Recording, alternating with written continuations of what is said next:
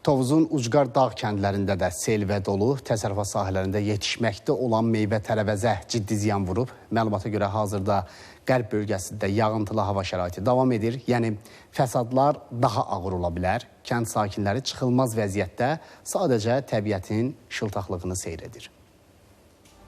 Ne tutumuz qalıb, ne qartılımız, ne lovamız, ne şitilimiz, işinə qalmır, hamısını xoşlayırıq. Tovuzda yağan dolu Əhmədabad kəndində ciddi fəsadlar törədib. 20 dəqiqədən çox davam edən dolu nəticəsində yaranan sel əkin sahələrinə, meyvə ağaclarına ziyan vurub. Bəzi arıçılıq təsərrüfatları sıradan çıxıb. Təbiət hadisəsi dağ kəndinin sakinlərinə çətin anlar yaşadıb. Şimşək kimi hamısı şam-şum elədi kəndin bir parasını. Sel su oldu, iştillər, qartof, hamısı yarım məhsul oldu. Ərik ağacı, alma ağacı, hamısı şam-şum elədi, öyle qoydu. Dolu yağdı, məhsulumuzu məhv elədi, pomidor iştilimizi, meyvə ağaçlarımızı.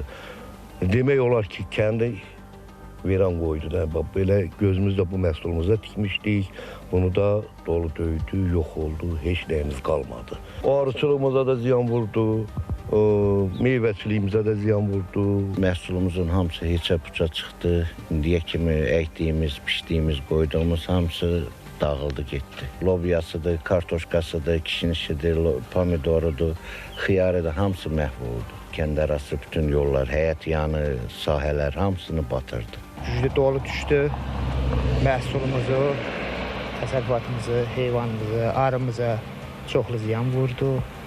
Yollarımız bu təsərrüfat günündədir. Hazırda bölgədə küləklə müşahidə olunan yağıntılı hava şəraitinin davam etdiyi bildirilir. Anar Sərvaz Məhəmməd Hacızadə, ATV Xəbər.